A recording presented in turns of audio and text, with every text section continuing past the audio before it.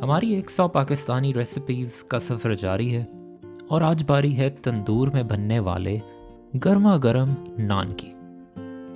आज नान की एक सादा सी रेसिपी बनाएंगे और हमेशा की तरह टेक्निक को समझने की कोशिश करेंगे। पहली चीज़ है यीस्ट। यीस्ट आमतौर पर दो तरह की होती हैं, एक आसानी से मिल जाने वाली इंस्टेंट यीस्ट और एक होती है एक्टिव ड्राई यीस्ट।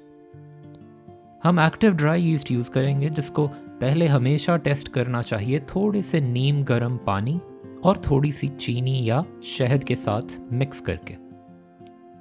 इसको काफ़ी ज़्यादा मिक्स करने के बाद कुछ देर के लिए छोड़ दिया जाएगा और अगर 10 से 15 मिनट बाद इसमें थोड़े बबल्स आने लग जाएं, तो समझ लें कि हमारी यीस्ट ठीक है और किसी भी डो में जाने के लिए तैयार है। अब आ जाए डो बनाने की तरफ, जिसके लिए आपको ऐसे स्टैंड मिक्सर की ज़रूरत बिल्कुल नहीं है। आटा ही गूंदना है, हाथ से भी गूंदा जाएगा। तकरीबन 3 कप मैदे से आगाज़ करेंगे और इसमें जाएगा थोड़ा सा नमक। अब तकरीबन 15 मिनट गुजर गए हैं हमारे यीस्ट के मिक्सचर को ऐसे पड़े हुए और हम देख सकते हैं कि यीस्ट काफ़ी सारा शहद खाने के बाद ऐसे फल फूल सी गई है और इसमें कुछ बबल्स भी आ गए हैं। अब क्योंकि ये यीस्ट का मिक्सचर तैयार है, तो ये इस डो में डाला जा सकता है और अगर यहाँ इंस्टेंट यीस्ट यूज़ होती तो वो भी इसी वक्त डाल दी जाती अपनी असली हालत में। अब इसको गूंद लिया जाएगा इसमें आहिस्ता आहिस्ता पानी डालते हुए और लगभग 60% हाइड्रेशन डो बना ली जाएगी, जिसका मतलब ये है कि हमारे 3 कप मैदे में डाल दिया जाएगा 1.5 कप पानी और बाकी का 1/3 कप पानी हमारी यीस्ट में ऑलरेडी जा चुका है। तो कुल मिला के जितने कप मैदा, उसका 60% पानी जाएगा।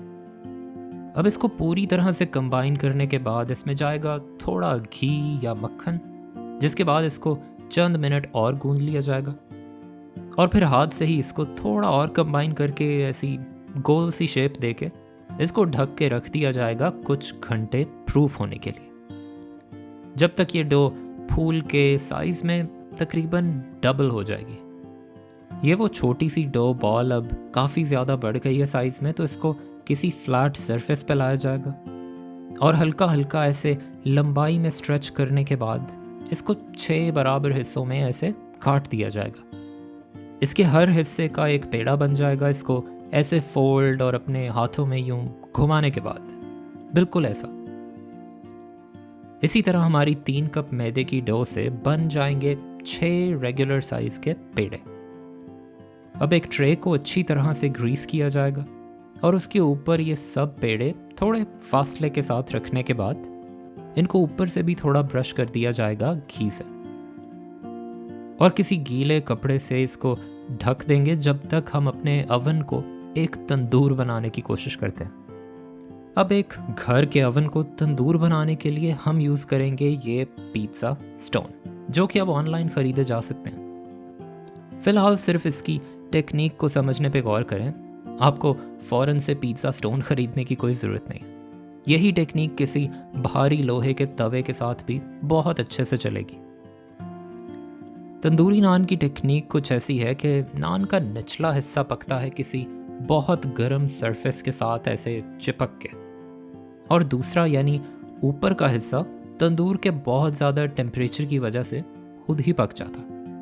हमारे अवन की मैक्सिमम हीट जाती है 550 डिग्री फ़ारेनहाइट या 290 डिग्री सेल्सियस पे, जो कि अक्सर अवन्स का मैक्सिमम टेम्परेचर इतना ही होता है। तो इस मैक्सिमम टेम्परेचर पे इस स्टोन को या किसी भारी लोहे के तवे को 1 घंटा तपने के लिए छोड़ देंगे। हाँ, नॉन स्टिक तवे के साथ ये एक्सपेरिमेंट ना कीजिएगा, वो इतनी हीट बर्दाश्त नहीं कर पाएगा। अब वापस आ जाएंगे हमारे वेल रेस्टेड पेड़ों पे, जो इस वक्त वाज़े तौर पे काफ़ी ज़्यादा फूल गए हैं। अब एक एक करके इनको बेल लिया जाएगा, या तो किसी बेलने की मदद से या तो मेरी तरह ऐसे ही हाथ से स्ट्रेच करके। बस देखना यह है कि इसको बहुत ज़्यादा पतला नहीं बेलना और इसमें ज़्यादा सारे पंक्चर्स करने हैं अपनी उंगलियों की मदद से। ये डिज़ाइन हमने नान पे बनते देखे तो ज़रूर होंगे, लेकिन ये डिज़ाइन बनाने की एक बहुत ज़रूरी वजह भी है। अगर हम ऐसे नहीं करेंगे तो इसका नान नहीं बनेगा, मगर बहुत अच्छी सी पीटा ब्रेड बन जाएगी। तो ऐसे डिज़ाइन बनाना एक टेक्निकल रिक्वायरमेंट है इस नान को चपटा रखने के लिए, इसलिए ये स्टेप बिल्कुल नहीं छोड़ना चाहिए। इसको हल्का सा गीला हाथ मारेंगे ऊपर से, जिसके बाद इस पे जाएंगे ज़्यादा सारे तिल।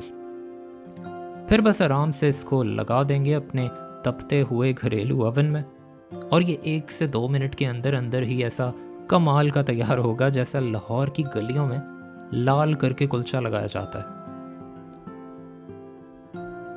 रिजल्ट आपके सामने है।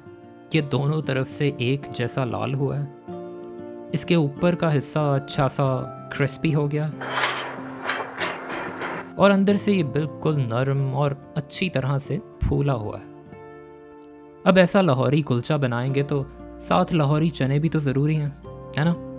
तो वो लाहौरी चने आपको मिलेंगे हमारी इस वीडियो में।